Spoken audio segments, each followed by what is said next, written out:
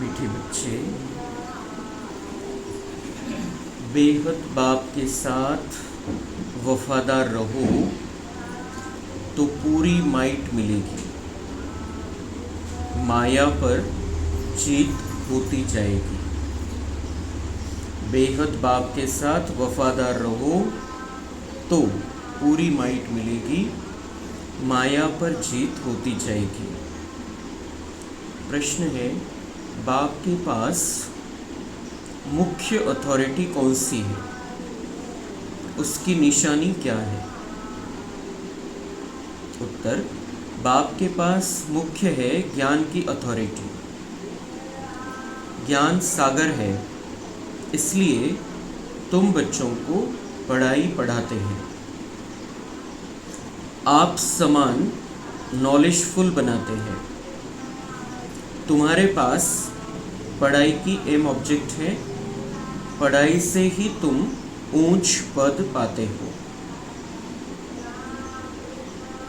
गीत, बदल जाए दुनिया न बदलेंगे हम। ओम शांति। भक्त भगवान की महिमा करते हैं। अब तुम तो भक्त नहीं हो, तुम तो उस भगवान के बच्चे बन गए हो। वह भी वफादार बच्चे चाहिए। हर बात में वफादार रहना है। यह है बेहद का बाप। उनके साथ बेवफादार और वफादार दोनों रहते हैं। वफादार बनकर फिर बेवफादार बन जाते हैं। बाप तो है हाईएस्ट अथॉरिटी, ऑलमाइटी है ना, तो उनके बच्चे भी ऐसे होने चाहिए। बाप में ताकत है। बच्चों को रावण पर जीत पाने की युक्ति बतलाते हैं, इसलिए उनको कहा भी जाता है सर्वशक्तिमान। तुम भी शक्ति से न होना, तुम अपने को भी ऑलमाइटी कहेंगे। बाप में जो माइट है वह हमको देते हैं, बतलाते हैं कि तुम माया रावण पर जीत कैसे पा सकते हो, तो तुमको भी शक्तिवान बनना है।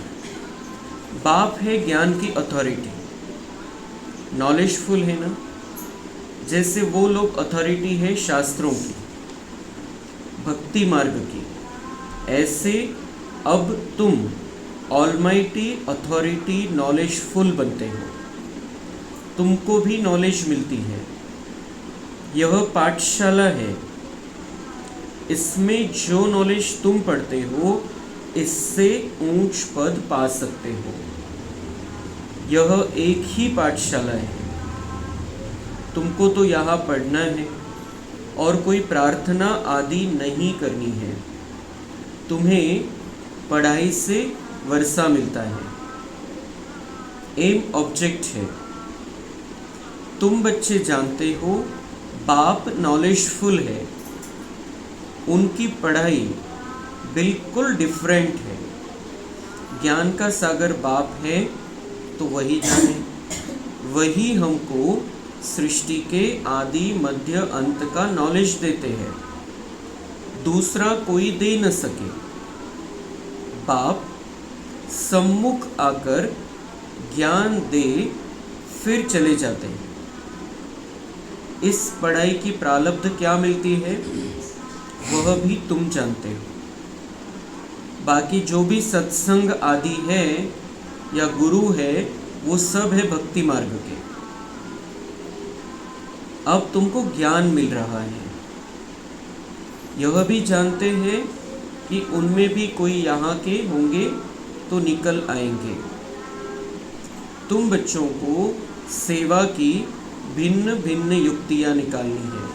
अपना अनुभव सुनाकर अनेकों का भाग्य बनाना है। तुम सर्विसेबल बच्चों की अवस्था बड़ी निर्भय, अडोल और योग युक्त चाहिए। योग में रहकर सेवा करो तो सफलता मिल सकती है। बच्चे, तुम्हें अपने को पूरा संभालना है, कभी आवेश आदि न आए। योग युक्त पक्का चाहिए। बाप ने समझाया है, वास्तव में तुम सब वानप्रस्थी हो, वाणी से परे अवस्था वाले। वानप्रस्थी अर्थात वाणी से परे, घर की और बाप की याद करने वाले। इसके सिवाय और कोई तमन्ना नहीं। वानप्रस्थी अर्थात वाणी से परे, घर की और बाप की याद करने वाले। इसके सिवाय और कोई तमन्ना नहीं। हमको अच्छे कपड़े चाहिए, ये सब है छी तमन्नाएं। देह अभिमान वाले सर्विस कर नहीं सकेंगे, देही अभिमानी बनना पड़े।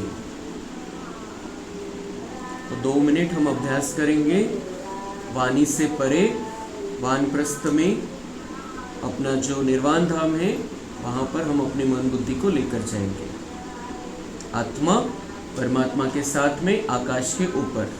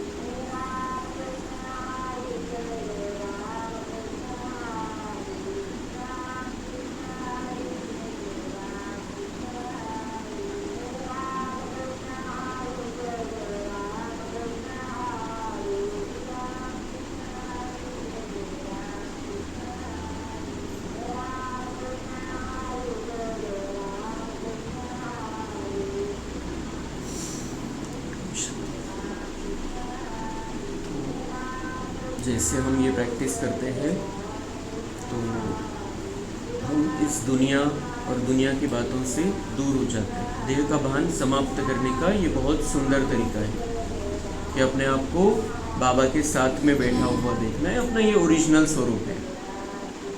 हम आत्मा है, ये शरीर नहीं है। शरीर के कारण बाकी सभी बातें हैं, लेकिन ओरिजिनल हम आत्मा है।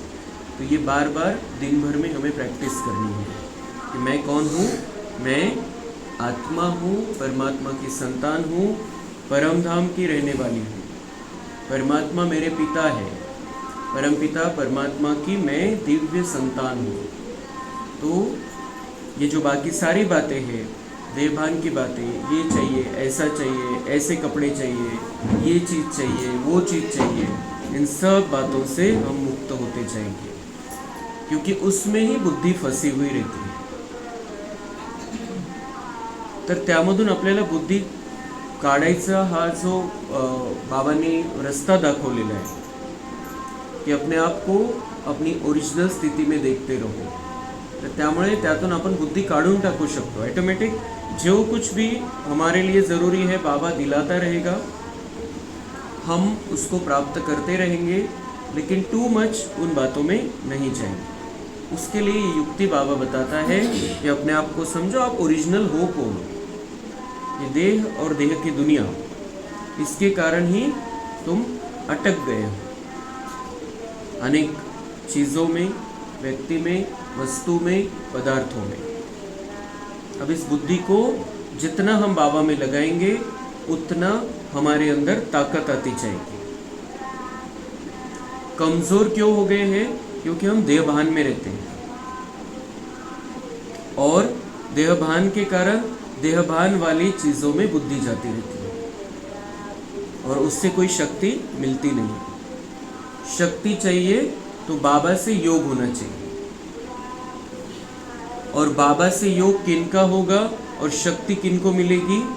बाबा कह रहा है कि यहाँ पर मेरे 2 प्रकार के बच्चे हैं, वफादार और बेवफादार। वफादार मतलब ईमानदार बच्चे, और ईमानदार कौन है? जिसने बाबा को पहचाना है और बाबा की बातों पर चलते हैं, वो ईमानदार बच्चे। जिसने बाबा को पहचाना है, समझा है, जाना है, पता चल गया है वही मेरा सब कुछ है और वो मुझे अब सतयुगी बादशाही देने वाला है, तो ऑटोमेटिक उसके साथ वफादारी बढ़ती जाती है, ईमानदारी बढ़ती जाती है, और वही ईमानदारी हमें ताकत देती है। ताकत किनको नहीं मिलती है? जिन्होंने बाबा को ठीक रीति से पहचाना नहीं है, बाबा पर निश्चय नहीं है, उनको ताकत भी नहीं मिलती और फिर वो माया पर जीत भी नहीं पाते। माया पर जीत किसकी होगी? जिसको बाबा ताकत देगा। बाबा किसको ताकत देगा? जो ईमानदार है। तो अभी बाबा से ईमानदारी निभाने का समय है। अभी वो सीजन है जो हम बाबा से वफादार रहे। और किसके साथ वफादारी है ये? वो कौन है? भगवान कौन है? ऑलमाइटी अथॉरिटी है, सर्वशक्तिवान है, संपूर्ण दुनिया उसकी है, वो इस दुनिया का मालिक है, सभी आत्माओं का वो पिता है। वो उसके साथ ईमानदारी निभानी है। ताकत उससे मिलेगी जो सब कुछ जानता है, जो ज्ञान का सागर है, जो कोई शास्त्रों की अथॉरिटी नहीं है, वो ज्ञान की अथॉरिटी है। शास्त्रों में ज्ञान नहीं है, शास्त्र भक्ति मार्ग के हैं, लेकिन ज्ञान जो है वो हमारा है, उसका है और इस दुनिया का है, सत्य। तो वो रहस्य जानने वाले के साथ वफादारी, हमारे अंदर शक्ति भरने वाले के साथ वफादारी, हमें इस गंदी दुनिया से निकालकर बहुत सुंदर दुनिया में ले जाने वाले के साथ वफादारी है। तो इसलिए अब जो बाबा ने ये जो 2 कैटेगरी बताई है, उसमें से हमें ये पहली कैटेगरी में रहना है। अपन बाबांशी इमानदार राहायचं आहे, बाबा जे सांगतोय ते आपल्या जीवनामध्ये उतरवायचं आहे। जितकं काही आपल्याला त्या मागच्या संस्कारावरती विजय प्राप्त करता येईल तितकं विजय प्राप्त करत चालायचं, आणि त्या संस्कारावरती विजय प्राप्त करत जाऊ आपण, तर आपलं भाग्य बनत जाईल। 63 जन्मों से जिस जीवन को हमने जिया है वो जीवन अज्ञान वाला जीवन था, और अभी बाबा आकर हमें ये इतना सुंदर ज्ञान दे रहा है, इतनी सुंदर पढ़ाई पढ़ा रहा है। तो ये पढ़ाई क्या है? हमें पढ़ाई से वर्षा मिलता है। दुनिया वाल्यांना कसं वारसा हक्क मिळतो? जन्म झाला, वडिलोपार्जित प्रॉपर्टी असेल तर त्याचा त्याच्यामध्ये हक्क निर्माण होतो जन्म झाल्यावर, आणि पण ती प्रॉपर्टी किती वेळेपर्यंत चालू शकते, त्याच्यामध्ये किती वादविवाद असतात। लेकिन यहाँ पर बाबा कह रहे हैं तुम्हें वर्षा तो लेना है, तुम मेरे बच्चे हो, तुम्हें वर्षा तो मिलने ही वाला है, लेकिन जितना ज़्यादा पढ़ोगे उतना ज़्यादा वर्षा मिलेगा। हा इथला नियम आहे, तिकडचा नियम आहे की जन्मानंतर मग किती हक्क निर्माण झाला, दुसऱ्या कोणाचा किती हक्क आहे, इथं तो विषय नाही आहे। दुसऱ्याला हक्क ज़्यादा द्यायचा म्हणून तुम्हाला कमी द्यायचं, हा विषय नहीं है। जो ज़्यादा पढ़ाई पढ़ेगा, जो बाबा पढ़ाता है 4 विषय, उन चारों विषयों में आगे बढ़ता रहेगा, रोज उन्नति होती रहेगी, उसको वर्षा मिलेगा। तो यहाँ पर पढ़ाई से वर्षा मिलता है। वारसा हक्क अभ्यासाने भेटेल, जो अभ्यास बाबा शिकवतो तो प्रॅक्टिकल आपण करू तर आपल्याला वारसा हक्क जास्त भेटेल, आणि हा जो वारसा हक्क है हा सोबत येणार आहे। ये हमें सुनकर सब पता है, लेकिन हमें इसका स्वरूप बनना है, खुद को समझाते रहना है बार बार, साथ में मेरे क्या आने वाला है, तो मैं उसके लिए क्या कर रहा हूँ, यहाँ के लिए, यहाँ वालों के लिए मैं कुछ कर रहा हूँ, अपना आज का जीवन अच्छा हो जाए उसके लिए मैं कुछ कर रहा हूँ, वो कुछ भी साथ में आने वाला नहीं। मैं अपने साथ में आने वाली कमाई क्या कर रहा हूँ, आज दिन भर में मैंने कितनी कमाई की जो मेरे साथ में आएगी। तो ये चेकिंग हर पल होती रहनी चाहिए, हर दिन होती रहनी चाहिए कि मैं क्या कर रहा हूँ, मैं कितना आगे बढ़ रहा हूँ। बाकी और सत्संगों में ये बातें नहीं होती, वो जानते ही नहीं है कुछ। लेकिन भगवान हमें पढ़ाता है, हमें सिखाता है, अलग अलग तरीके की युक्तियाँ बताता है, जिससे कि हम अनेक मनुष्यों का कल्याण करें। खुद का करें, पहले अपने आप को सेट करें और फिर अनेक मनुष्यों का कल्याण करें। और दोनों भी तरीके हो सकते हैं, दूसरों का कल्याण करते करते अपना भी कल्याण करते चलें। ऐसे नहीं कि मैं पूर्ण बदल जाऊँ फिर मैं सेवा करूँगा, मैं पूरा परिवर्तन हो जाऊँ फिर मैं सेवा करूँगा। और बाबा ने बताया आपकी कर्मातीत अवस्था संपूर्ण परिवर्तन, तो ऐसे नहीं कि ऑटोमेटिक हो जाएगा, एक दिन में हो जाएगा। वो तो अंतिम अवस्था है हमारी संपूर्ण परिवर्तन। तो ऐसे नहीं कि रुक जाना है, कुछ करना नहीं है सेवा अगर मैं संपूर्ण नहीं, संपूर्ण तो बनना ही नहीं, अंत में बनेंगे हम। इसलिए ये दोनों साथ साथ चलना चाहिए, स्व कल्याण भी और विश्व कल्याण भी। अनेक आत्माओं की सेवा करना है, उनको संदेश देना है, तो हमारा भी पक्का होता जाता है, हम भी उसमें आगे बढ़ते जाते हैं ऑटोमेटिक, क्योंकि दूसरों को समझा रहे हैं, दूसरों को बता रहे हैं, तो आत्मिक स्थिति बनती जाती है।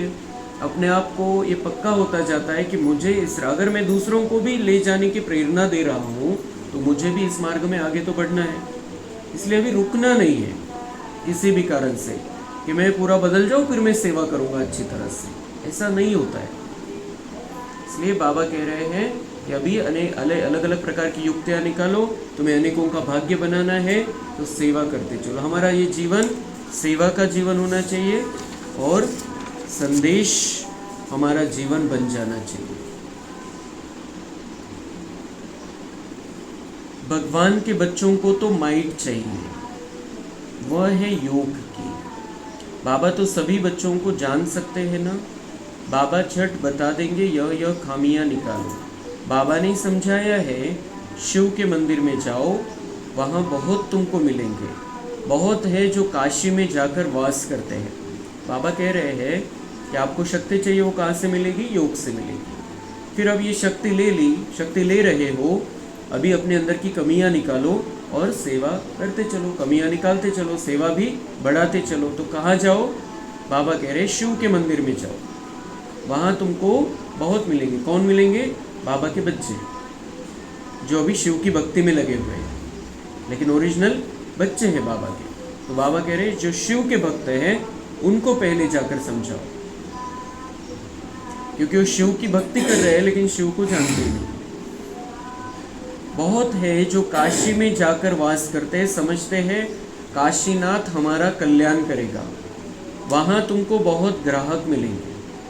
बाबा कह रहे हैं तुमचा धंदा आहे आणि तुम्हाला गिराईक पाहिजे. कोणतं गिराईक पाहिजे? की ज्याला तुम्ही ज्ञान देऊ शकाल, त्याच्या बदल्यात तुम्हाला काही नाही पाहिजे. असा धंदा करायचा आहे की ज्याची कमाई पुढच्या जन्मात कामात येईल आणि इथं आनंद प्राप्त होईल. तो धंधा क्यों करता है कोई भी? उसे कुछ ना कुछ प्राप्ति चाहिए, कमाई होनी चाहिए, इसके लिए धंधा करता है. तो यहाँ पर भी बाबा हमें सिखाता है रूहानी धंधा करना, ज्ञान रत्नों का व्यापार करना सिखाता है. और उससे यहाँ क्या मिलता है? यहाँ की डायरेक्ट प्राप्ति क्या है? हमें खुशी मिलती है. तो धंधा करना है ये खुशी के लिए. और फिर जो हम अनेकों को ये ज्ञान देते हैं, उनको ये सारी बातें सुनाते हैं, तो उसका रिजल्ट ये होता है कि उनका तो कल्याण हो जाता है, उनको रास्ता मिल जाता है, लेकिन उनकी दुआएं हमको मिलती हैं और वो दुआएं हमें संकट के समय में काम में आती है. और दूसरा, जो हम सेवा करते हैं उसका पुण्य जमा होता है और ये पुण्य हम साथ में लेकर जाते हैं.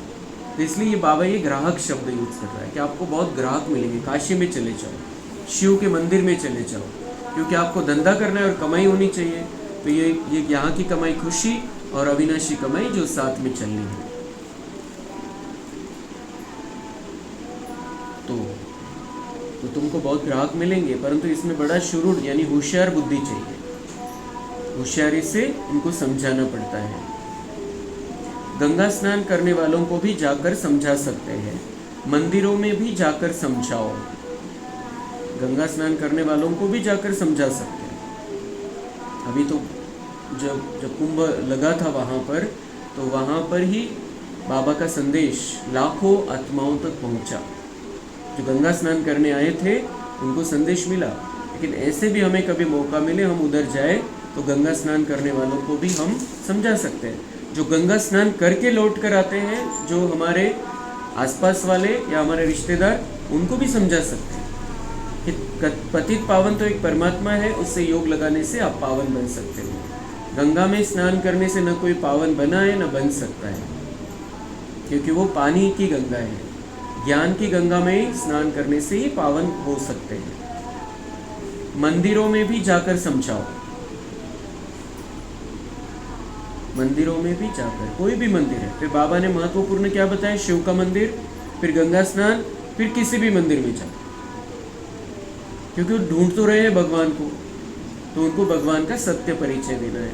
मंदिरों में जाना है, अभी हमें दर्शन के लिए जाने की जरूरत नहीं है, हमें मंदिर में जाना है सेवा के लिए। ऐसे नहीं जाना है, वेस्ट ऑफ टाइम नहीं करना है। अभी मंदिर में जाए तो हम उन भक्तों को सकाश दे सकते हैं, बाबा से किरणें लेकर उनको दे सकते हैं, ये भावना रख सकते हैं कि इनको सच्चा रास्ता मिल जाए, बेचारे अंधेरे में भटक रहे हैं। फिर हम वाणी के द्वारा भी सुना सकते हैं कि उसको याद करो, वो एक है, वो सबका है। जिसको आप देवता मानते हो वो किसको याद करते हैं, तो उसको याद करो, डायरेक्ट उसको याद करो, उससे प्राप्ति कर लो। अगर सेवा नहीं है तो मंदिर में भी जाना नहीं, जरूरत नहीं है हमको। अगर हम वहाँ जाकर कुछ सेवा कर रहे हैं तो ही मंदिर में जाना है, नहीं तो जाना ही नहीं, क्योंकि हम भगवान के बच्चे हैं।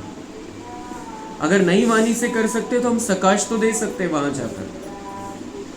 आत्मा है, सब भक्त आत्माएं हैं, वो कौन उसमें से बाबा के बच्चे हमको पता नहीं है। हो भी सकते, नहीं भी हो सकते, वो उसी धर्म के हो सकते हैं, लेकिन हमें उनको, वो द्वापर के बाद भले आएंगे, लेकिन उसके लिए भी तो उनको शक्ति चाहिए, उनको दुआएं चाहिए ब्राह्मणों की, तो हम उनको जाकर दुआएं दे सकते हैं, सकाश दे सकते हैं, शांति दे सकते हैं, शक्ति भर सकते हैं उनके अंदर। अगर ये नहीं हो रहा है तो मंदिर में जाना बंद कर देना है। अगर हम वहाँ जाकर सेवा करते हैं तो हमें ज़रूर जाना है। तो मंदिरों में भी जाकर समझाओ। गुप्त वेश में जा सकते हो, ऐसे नहीं कि वाइट सफ़ेद ड्रेस पहनना है, बैज लगा कर जाना है, ऐसे नहीं। रंगीन कपड़ों में भी जा सकते हैं। गुप्त वेश मतलब बीके ड्रेस नहीं, रंगीन कपड़ों में भी जाकर समझा सकते हैं। हनुमान का मिसाल हो तो वास्तव में तुम ना, बाबा कह रहे हो, हनुमान का उदाहरण उन्होंने दिया है, जुत्तियों में जाकर बैठता था, लेकिन वास्तव में ये हमारा है। मतलब हम गुप्त वेश में जाकर संदेश दे सकते हैं, जुत्तियों में बैठने की बात नहीं है। बाबा कह रहे ऐसे कोई कोने में या जहाँ वो चप्पल उतारी जाती है वहाँ पर, या कहीं पर भी जाकर वहाँ पर ऐसे बैठने की, सीधा सीधा उघडपणे आपण त्यांना सांगू शकतो कि हम ये करते हैं, हम उसके साथ कनेक्टेड हैं, उसका ज्ञान ले रहे हैं, अब आप भी ले सकते हो।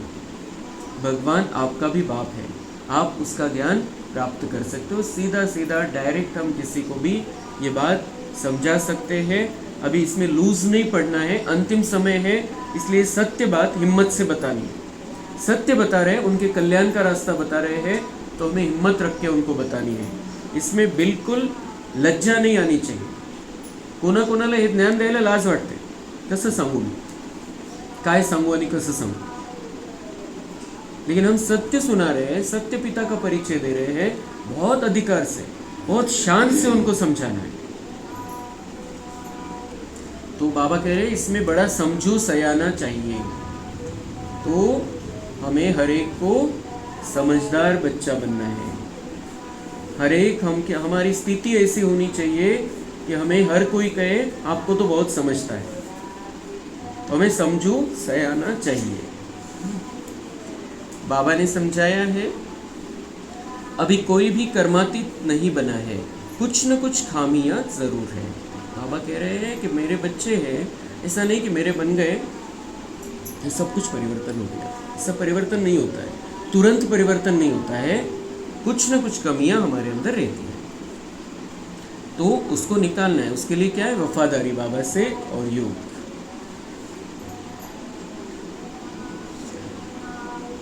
तुम बच्चों को नशा चाहिए कि यह एक ही हट्टी है जहाँ सबको आना है। इतना महत्वपूर्ण है, ये एक ही हट्टी है जहाँ सबको आना है। अगर किसी को अपना कल्याण करना है तो उसको यहाँ पर आना पड़ेगा। दूसरा कहीं से भी किसी का भी कल्याण नहीं होने वाला है। एक दिन यह सन्यासी आदि सब आएंगे। कितने बार बाबा ने ये भविष्यवाणियां की थी और वो साकार में सत्य स्वरूप में हम सामने देख रहे हैं। एक ही हट्टी है तो जाएंगे कहाँ? जो बहुत भटका हुआ होगा उनको ही रास्ता मिलेगा। जो बहुत भटका मतलब भटक रहे हैं, ढूंढ रहे भगवान को, उनको रास्ता मिल जाएगा। जो भटक रहे हैं उनको मिलेगा। जो बहुत भटके हैं 63 जन्मों से, उनको ही रास्ता मिलेगा, क्योंकि उन्होंने बहुत ढूंढा है भगवान को। ऐसों को रास्ता मिल जाए, ये एक ही रास्ता है, इस रास्ते पर वो आ जाएंगे अंत में।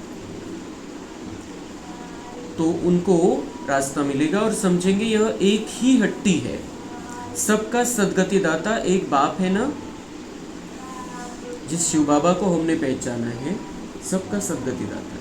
इसलिए अगर किसी का कल्याण होना है तो वो इधर आ जाएगा बाबा के पास।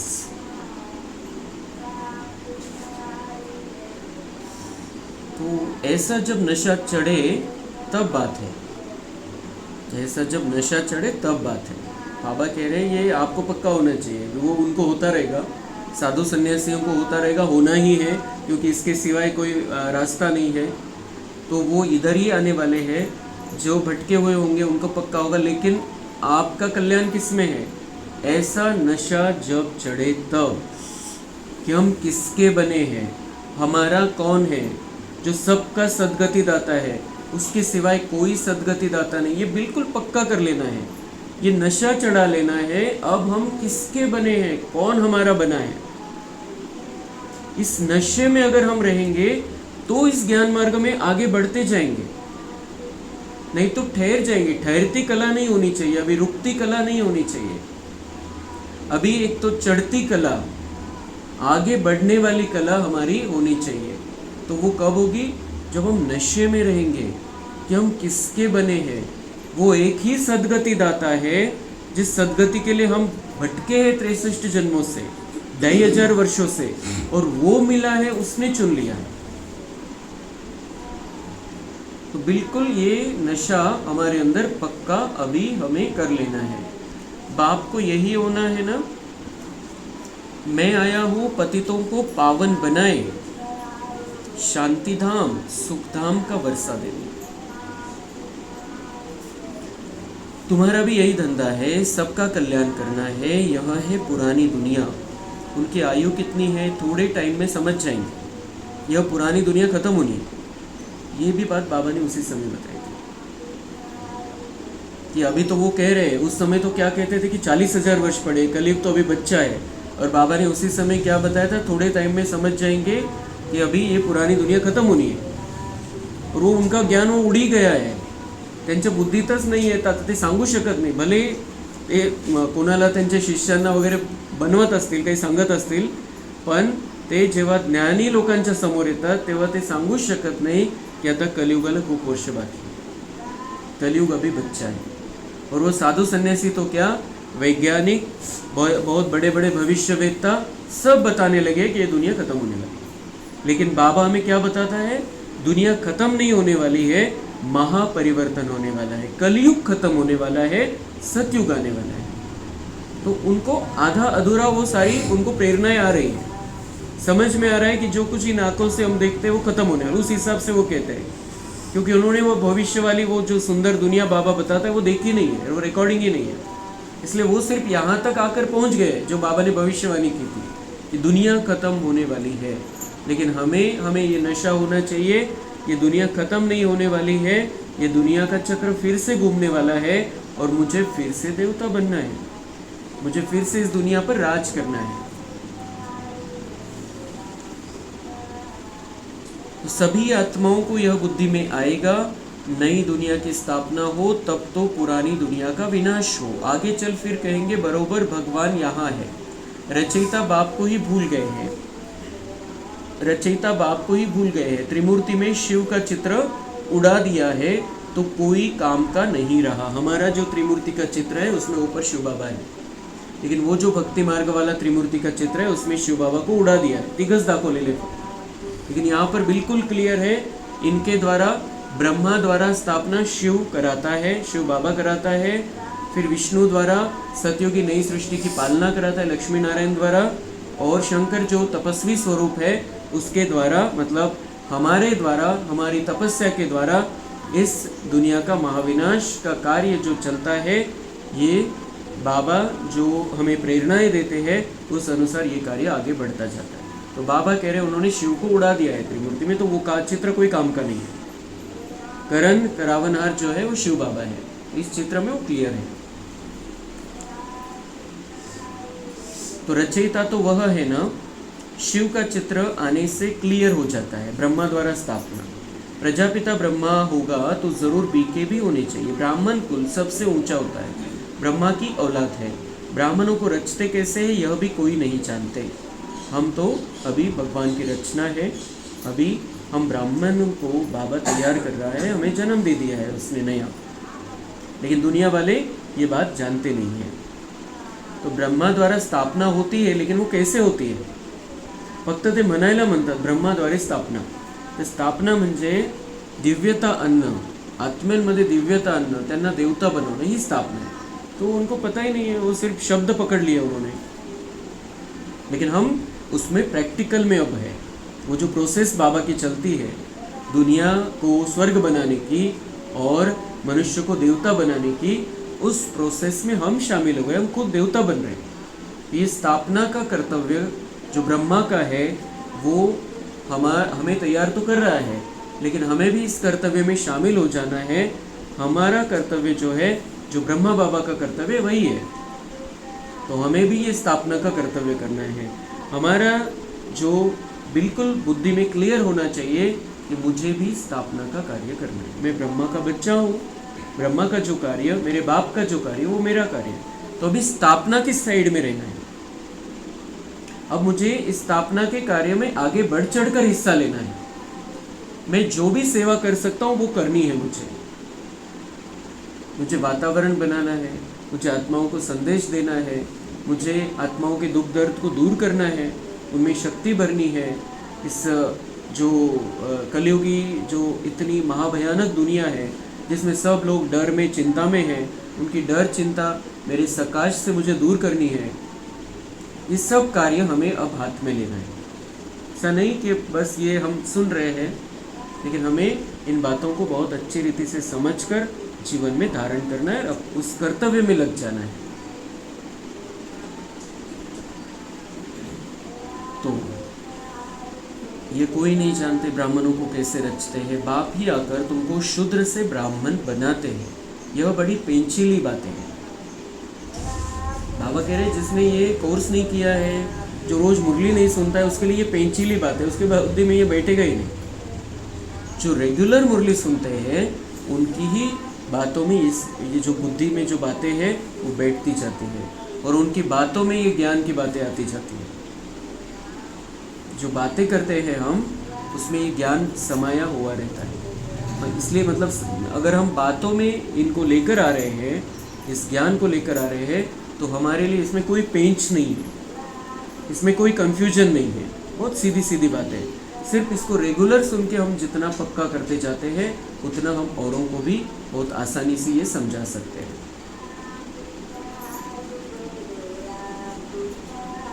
जो देवताएं थे वह शूद्र बने हैं, अब उन्हों को कैसे ढूंढे उसके लिए युक्तियां निकालनी है। जो समझ जाए यह बीके का तो भारी कार्य है। तो बाबा कह रहे अलग अलग तरीके से सेवा कर सकते हैं, पर्चे बांट सकते हैं, पॉम्पलेट्स बांट सकते हैं, अलग अलग प्रोग्राम्स रख सकते हैं, न्यूज़पेपर में दे सकते हैं, जो मोबाइल है उसके द्वारा संदेश दे सकते हैं। उस पर अनेक प्रकार के हमारे जो वीडियोस बने हुए हैं संदेश के लिए वो बेच सकते हैं एक दूसरे को। फिर हम जो संदेश है पॉम्पलेट बने हुए वो मोबाइल पर बेच सकते हैं। ऐसे पत्रों के द्वारा उनकी सेवा कर सकते हैं। बाबा ने तो कुछ पहले बहुत बार ऐसा भी कहा था कि एरोप्लेन से पर्चे गिराओ, जिसका भाग्य होगा उसके तक वो पर्चा पहुंच जाएगा। तो ऐसी अनेक युक्तियाँ क्यों करनी है ये सब कुछ? बाबा कह रहे हैं कि जो देवताएं थे वो शूद्र बने हैं, अब उन्हों को कैसे ढूंढे उसके लिए युक्तियाँ निकालनी। मतलब बाबा प्रेरणा देगा जो बाबा का बच्चा है, लेकिन उसको कैच भी करते आनी चाहिए। उसके लिए सामने उसके स्थूल कुछ चाहिए, उसको संदेश पहुंचना चाहिए, उसको कुछ ना कुछ मिलना चाहिए, कुछ ना कुछ जानकारी होनी चाहिए। तो हर एक का अपना अपना पार्ट होता है। अब मुझे तो किसी ने पर्चा दिया नहीं, लेकिन मैं तो पहुंच गया बाबा के पास। पर्चा नहीं, कोई ब्रह्मा कुमार ब्रह्मा कुमारी कोई मिला नहीं था मुझे, मैं डायरेक्ट सेंटर पर पहुंच गया। तो ये बहुत कम होता है जो कोई डायरेक्ट पहुंच जाए, अपने आप पहुंच जाए, ये बहुत कम होता है। इसको कुछ संदेश चाहिए। तो बाबा कह रहे हैं कि उनको निकालना है, जो शूद्र बने हैं, देवता थे शूद्र बने हैं, उनको निकालना है। तो उनको समझाने के लिए, उनको रास्ता बताने के लिए कुछ ना कुछ युक्तियाँ निकालते रहो। हमारे कांटेक्ट में जो है उनको किस युक्ति से मैं समझा सकता हूँ, उनका क्या करना है, उनके जीवन में क्या होना चाहिए, आज उनको प्रॉब्लम है उसमें से मैं उनको कैसे निकालूँ। इससे भी ऊपर उठ जाना है कि उनके प्रॉब्लम सदा के लिए समाप्त हो जाए, उनका जीवन सदा के लिए सुंदर हो जाए। इसके लिए हमें प्रयास करना है, उनको देवत्व की ओर लेकर चलना है। अगर हम उनके हैं, अगर हमारा उनके साथ लगाव है, अगर वो जो लगाव है मोह वाला, वो रूहानी रिश्ते में बदल जाना चाहिए और उनका कल्याण संदेश देकर हमें करना है। फुल नॉलेज बुद्धि में आ गई तो फिर फुल बादशाही चाहिए। बाबा कह रहे हैं ये ज्ञान अगर आपको मिल गया तो आपको फुल बादशाही चाहिए, इसलिए ये सारी सेवाएं करनी है। फुल बादशाही, हमें वहाँ जाकर प्रजा में नहीं आना है, नौकर चाकर नहीं बनना है। अगर बनना है तो बाबा कहते कुछ मत करो, अभी मिल गया आपको ज्ञान, आपने बाबा को पहचान लिया, बस आप प्रजा में आ जाओगे, प्रजा बन जाओगे। नौकर चाकर भी बहुत चाहिए वहाँ पर। बाबा कह रहे हैं आपको नॉलेज मिल रहा है, आप ज्ञानी आत्माएं बन गए हो, फुल नॉलेज मिल रहा है, बाबा के पास जो कुछ है वो हमारे ऊपर खाली कर रहा है। अब क्या चाहिए? फुल बादशाही चाहिए। तो बस वही फोकस होना चाहिए, मुझे अब सत्युग में फुल बादशाही चाहिए। उसके लिए मैं क्या क्या कर सकता हूँ? अपने आप को समझाना है, क्योंकि अपने आप को नहीं समझाएंगे तो कुछ नहीं हो सकता है। पहले तो अपने आप को समझाना पड़ता है। तो बच्चों को ऐसे ऐसे ख्याल कर बाप की सेवा में लग जाना चाहिए। जो हमें ये समझ में आना चाहिए मेरी अब सेवा क्या है, मैं बाबा का बना हूँ, अब मेरी सेवा क्या है, क्योंकि सेवा से ही मेवा मिलता है। बाप बच्चों को पहला मैनर्स यही सिखलाते हैं, तुम किसका रिगार्ड कैसे रखो, कैसे हमें सम्मान रखना है, सम्मान देना है, ये बाबा हमें सिखाता है। कभी भी अहंकार में नहीं रहना है, ये बाबा हमें सिखाता है। तो सम्मान देना है। अनपढ़े जो होते हैं उनको रिगार्ड रखना भी नहीं आता है। जो अनपढ़े, जो मतलब ज्ञान समझ में नहीं आया है, ऐसे जो होते हैं बाबा कहते हैं उनको रिगार्ड रखना, एक दूसरे का सम्मान करना भी नहीं आता है। जो जास्ती तीखे हैं तो उनका सबको रिगार्ड रखना ही है। जो ज्ञान में आगे है उनका तो सम्मान रखना ही है। बड़ों का रिगार्ड रखने से वह भी सीख जाएंगे। बड़ों का, जो हमारे से बड़े हैं, उनका भी रिगार्ड रखने से वो भी सीख जाएंगे। जो अनपढ़े हैं उनको बड़ों का रिगार्ड भी रखना है, जो ज्ञान में आगे उनका रिगार्ड रखना है। तो वो भी, तो दोनों भी बातें, उम्र के हिसाब से भी और ज्ञान के हिसाब से भी सम्मान रखना है। तुम बच्चे जानते हो हम आत्माओं की सगाई परमात्मा के साथ हुई है। तुम बड़े खुश होते हो, हम तो विष्णुपुरी के मालिक जाकर बनेंगे। कन्या का बिगर देखे भी बुद्धि योग लग जाता है ना, यह भी आत्मा जानती है। यह आत्मा और परमात्मा की सगाई वंडरफुल है। एक बाप को ही याद करना पड़े, वह तो कहेंगे गुरु को याद करो, फलाना मंत्र याद करो, यह तो बाप ही सब कुछ है। इन द्वारा आकर सगाई कराते हैं, कहते हैं मैं तुम्हारा बाप भी हूँ, मेरे से वर्षा मिलता है। कन्या की सगाई होती है तो फिर भूलती नहीं है। तुम फिर भूल क्यों जाते हो?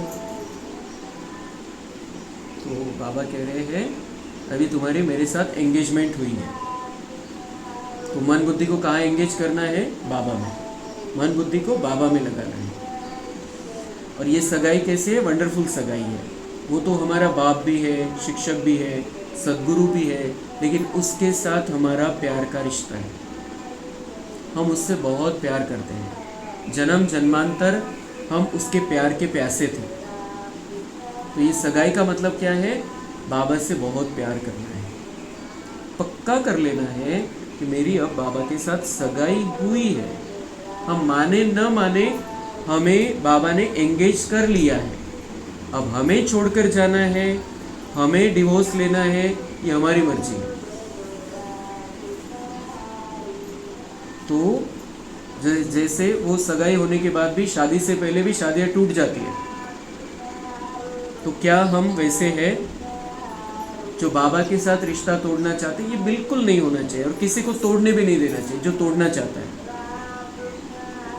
क्योंकि भगवान से संबंध हमें राजा बना देगा, भगवान से संबंध हमें माला माल कर देगा। तो ये संबंध की बात है, ये कोई देह की बात नहीं है कि देह के साथ सगाई हुई है। बाबा कह रहे जो देहधारी होते हैं, जो कन्या होती है, वो उसको देखा भी नहीं होता है तो भी उससे प्यार करने लगती है। एंगेज होने के बाद में, एंगेजमेंट होने के बाद में, सगाई होने के बाद में, उसमें उसका दिल लगा रहता है। वो बाद में सारा हिसाब किताब सामने आता है। शादी के बाद जो प्लस माइनस का हिसाब किताब है, वो सारे घर वालों के साथ, पति के साथ हिसाब किताब है, प्लस माइनस का कुछ ना कुछ चलता रहता है, वो शादी के बाद। लेकिन सगाई से शादी तक का सफ़र बहुत प्यार भरा होता है उनका। वही उनकी ही बातों में मस्त रहते हैं, उनकी ही याद रहती है। तो बाबा कह रहे हैं कि तुम्हें अगर कुछ प्राप्ति करनी है तो ऐसा समझो आपकी मेरे साथ सगाई हुई है। तो ये आपका जो संगम युग का सफ़र है बहुत प्यार भरा रहेगा, बहुत आनंद भरा रहेगा। तो ये बाबा के अलग अलग तरीके हैं समझाने के, तो उसका फ़ायदा उठाने, ये युक्तियाँ बाबा बताता है। क्योंकि फ़ायदा किससे होना है? कितना हम बाबा से जुड़ कर रहते हैं। तुम किसी भी रिश्ते से उसके साथ जुड़ सकते हैं, कोई भी संबंध उसके साथ बना सकते हैं, क्योंकि आत्मा का आत्मा के साथ संबंध है, ये शरीर की बात नहीं है। उसमें लिमिट आ जाती है, इसमें तो अनलिमिटेड संबंध है। और भक्ति में हम गाते भी आए, तुम हमारे माता पिता हो, तुम ही हमारे सब कुछ हो। तो हमारा माता है, पिता है, बंधु है, सखा है, साजन है, और अब शिक्षक है, सद्गुरु है। तो हमें उसके साथ ये अलग अलग संबंध बनाने हैं, स्थापन करने हैं, और उस संबंधों का मजा लेना है।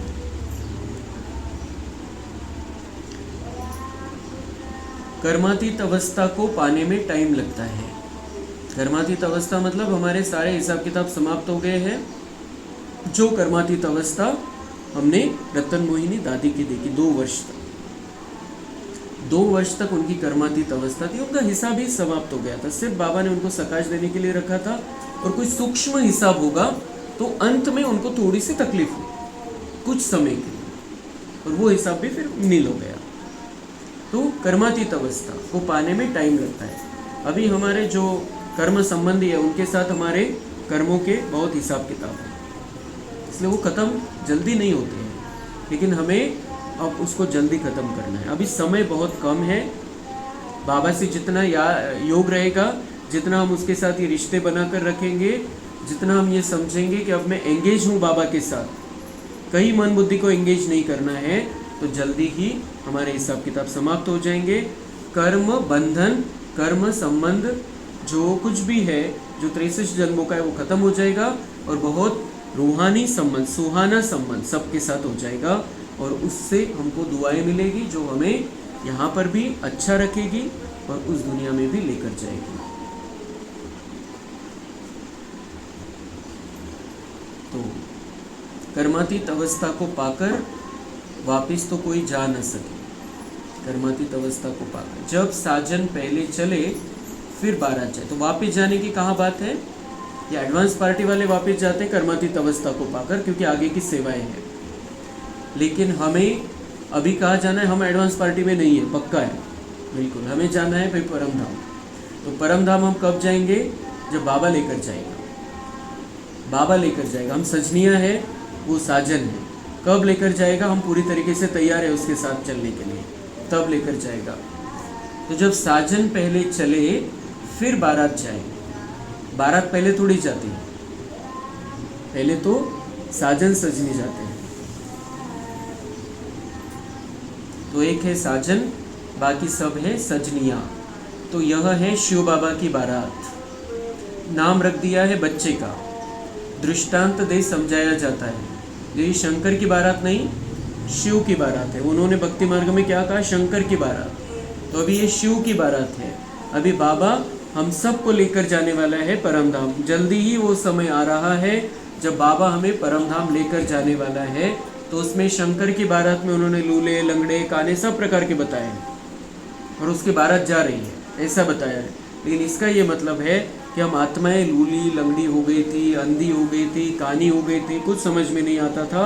और ऐसों को बाबा ने चुनकर बेसमझ को समझदार बनाया है। और वो अब हमें इतना सुंदर बनाकर, इतना दैवतुल्य बनाकर, जैसे सतयुगी देवता बन गए हैं, ऐसी स्थिति बनाकर हमें अपने साथ लेकर जाता है।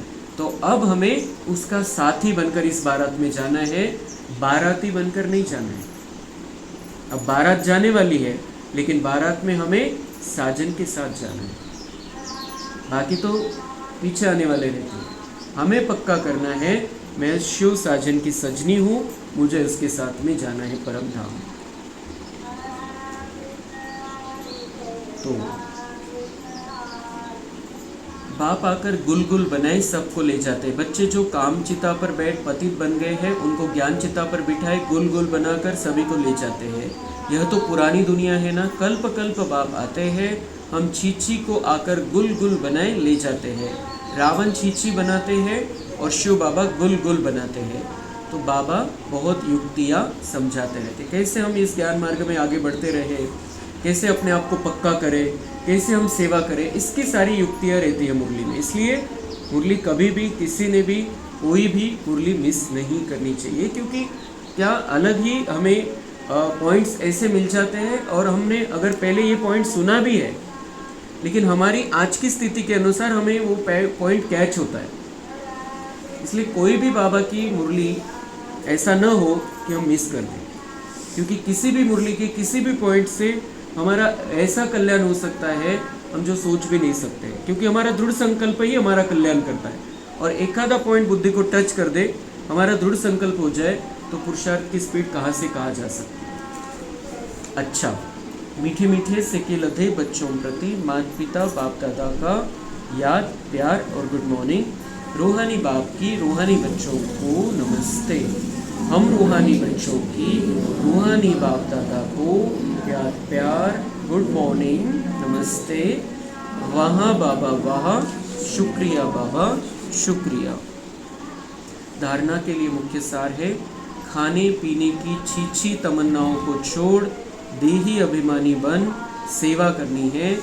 याद से शक्ति लेकर निर्भय और अडोल अवस्था बनानी है। तो अभी चीज़ों, पदार्थों में, कपड़ों में, वस्तु में बुद्धि नहीं जानी चाहिए। और इसीलिए बाबा ने ये सफ़ेद ड्रेस बताया है कि उसमें कोई चॉइस नहीं रहती है। लेकिन जब कलर है तो उसमें बहुत सारी चॉइस, बहुत सारी बातें। इसलिए बाबा ने हमें वाइट ड्रेस दिया है। उतनी हिम्मत रख के हम वाइट ड्रेस पहन सकते हैं, कहीं पर भी वाइट साड़ी पहन सकते हैं, उतनी हिम्मत रख के। लेकिन ठीक है, बाबा कहता है कि जहाँ पर जैसा माहौल है वैसा भी आप जा सकते हो और वहाँ पर वैसे जाकर सेवा कर सकते हो। तो ये सारी तमन्नाएं छोड़कर देही अभिमानी, अपने आप को आत्मा समझकर सेवा करनी, आत्माओं का कल्याण करना है। और याद से शक्ति लेकर, जितना हम बाबा को याद करेंगे, अलग अलग संबंधों से, अलग अलग तरीक़ों से याद करके बाबा से शक्ति लेते रहेंगे, तो निर्भय और अडोल अवस्था हमारी बनकर रहेगी। और ये निर्भय और अडोल अवस्था की हमें बहुत ज़रूरत है अब। आता हलचलचा समय येणार आहे, खूप काही होत राहील दुनियेमध्ये, आणि याच्यामध्ये जे काही होत राहील आपल्याला अडोल राहायचं, कारण बाबाने सगळं सांगितलेलं आहे। तो जैसे जो बाबा के बच्चे थे जिनको ज्ञान प्राप्त था, वो कोरोना जैसी महाभयंकर बीमारी में भी अचल अडोल रहे, कोई भय नहीं था। बाबा बैठा है, बाबा देख लेगा, और ज़्यादा से ज़्यादा क्या हो सकता है, शरीर छूटेगा। ये हिम्मत आ जाती है हमारे अंदर। मैं आत्मा तो अजर अमर अविनाशी हूँ, हमें क्या पता है हमारा क्या पार्ट है आगे। इसलिए बाबा के बच्चे बहुत हिम्मत के साथ रहे कोरोना काल में। तो ऐसे ही अभी तो बहुत सारा भयानक समय आने वाला है। अलग अलग ऐसी घटनाएं होंगी जो हमें हलचल में ला सकती है। दुनिया वाले तो हलचल में रहेंगे, लेकिन हम बाबा के साथ कनेक्टेड है। बाबा से शक्ति लेकर हम निर्भय रह सकते हैं, अडोलता में रह सकते हैं। लेकिन उसके लिए जब कुछ नहीं है तब हमें अपने आप को तैयार करना है। तहान लागल्यावर वीर नाही खोदायची। कधी ती वीर तयार होणार, कधी पाणी लागणार, कधी ते पाणी पिणार आपण, कधी तहान जाणार, तो पहले से ही तैयारी करनी पड़ती है। इसलिए समय पर नहीं होगा कि मैं बहुत हिम्मत रखूंगी, मैं बहुत स्थिर रहूंगी उस समय में, ये नहीं होगा। क्योंकि अनेक बातें अनेक तरफ से आएंगी, एक नहीं आएंगी। पेपर जब होता है तब अनेक प्रकार से होता है, अनेक तरफ से होता है, ऐसे ही नहीं होता है, सिंपल नहीं होता है।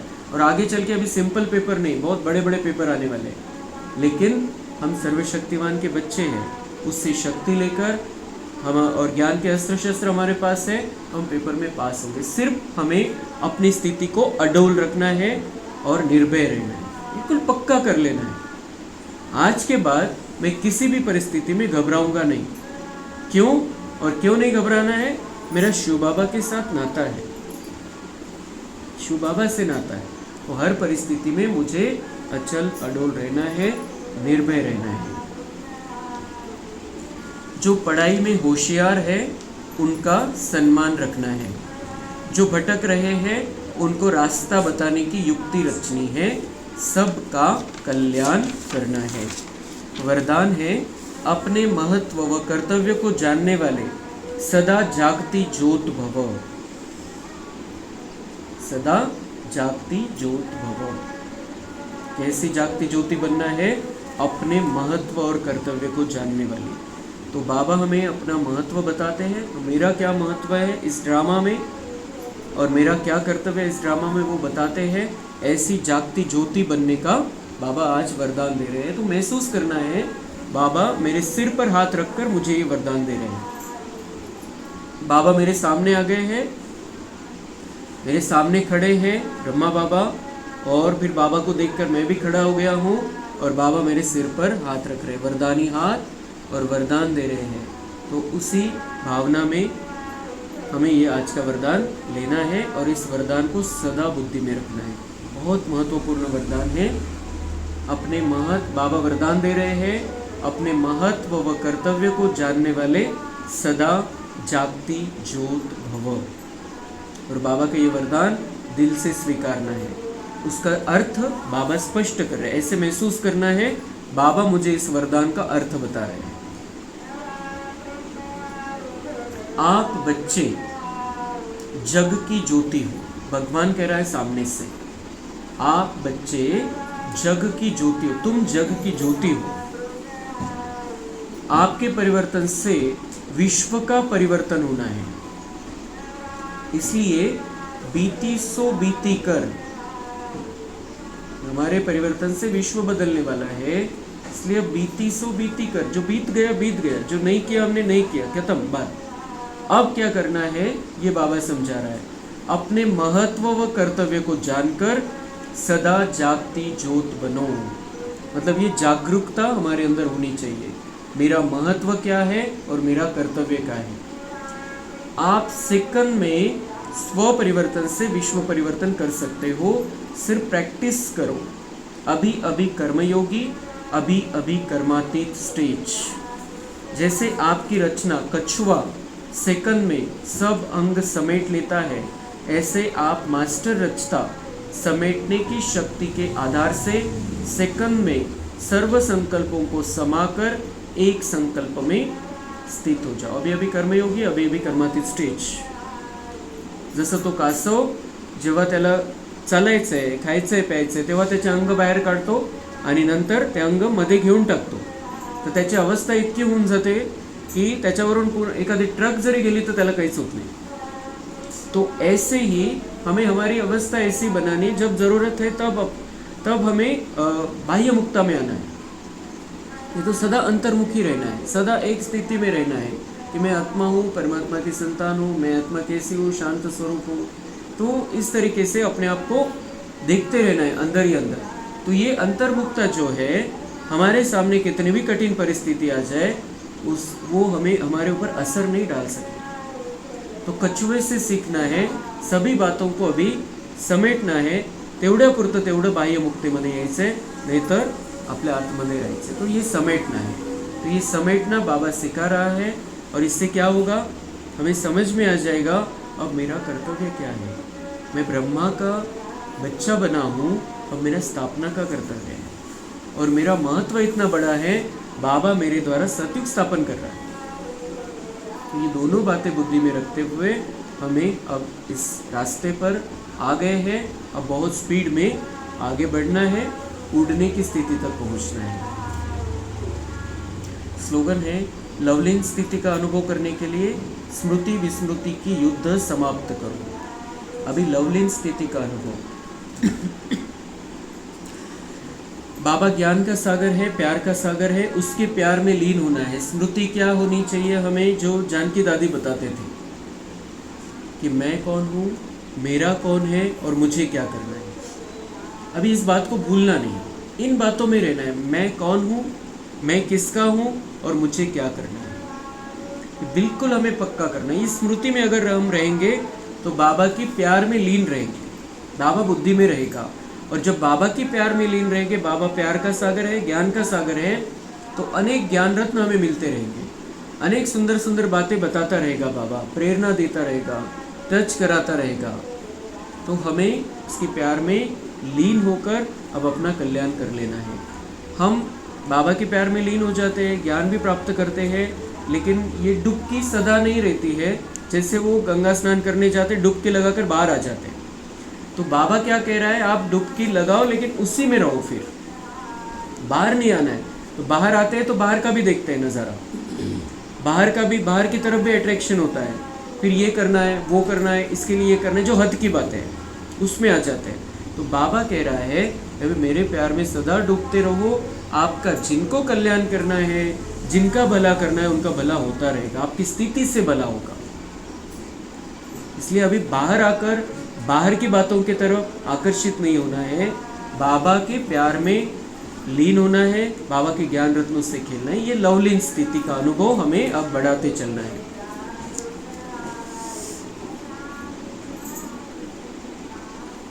मम्मा के महावाक्य है, आधा कल्प ज्ञान ब्रह्मा का दिन और आधा कल्प भक्ति ब्रह्मा की रात. आधा कल्प है ब्रह्मा का दिन, आधा कल्प है ब्रह्मा की रात. अब रात पूरी हो, सवेरा आना है. अब परमात्मा आकर अंधियारे की अंत कर सोचरे की आदि करता है. ज्ञान से है रोशनी, भक्ति से है अंधियारा.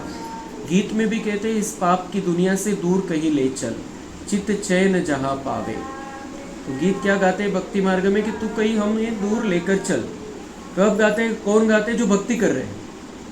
तो क्यों दूर जाना चाहते, भक्ति में अगर आनंद है, भक्ति में मजा है, उसकी भक्ति में ही सब कुछ है, तो क्यों दूर जाना है फिर. मतलब समझते कि अच्छा नहीं है, यहाँ पर अच्छा नहीं है कुछ, वो आएगा हमें कहीं दूर लेकर जाएगा. तो वो आता है, ज्ञान की रोशनी देता है, भक्ति का अंधकार दूर करता है और हमें उस रोशनी वाली सुंदर दुनिया में लेकर चलता है. तो यह है बेचैन दुनिया, जहाँ चैन नहीं है. बिल्कुल रिलॅक्स है सब, कोई प्रॉब्लेम नहीं, कोई टेन्शन नाही, ऐसा नाही आहे. काही काळासाठी रिलॅक्स होतात, लगेच काहीतरी समजतं, लगेच कुठून काहीतरी गोष्ट येऊन जाते समोर. तो ये बेचैनी की दुनिया है. फिर मुक्ति में न है चैन न है बेचैन. तो मुक्ति क्या है, मम्मा कितना सुंदर रीति से समझाती है. अभी यहाँ तो चैन नहीं है इस दुनिया में, आज की कलयुग की दुनिया में. फिर हमें जाना है परम धाम. वो भक्ति में क्या चाहते हैं, हमें मोक्ष में जाना है. तो मोक्ष क्या है, मुक्ति क्या है, वहाँ न चैन है न बेचैन है. बेचैन भी नहीं है वहाँ पर, क्योंकि कोई संकल्प ही नहीं चलते, देह ही नाही आहे. तो बेचैन भी नाही आहे, पण चैन पण नाही आहे तिथं. म्हणजे आत्माला रिलॅक्स वाटतंय अशी स्थिती नाही परमधाम मध्ये. अभी रिलैक्स हो सकते हैं हम परम धाम में जाकर, अभी संगम युग में.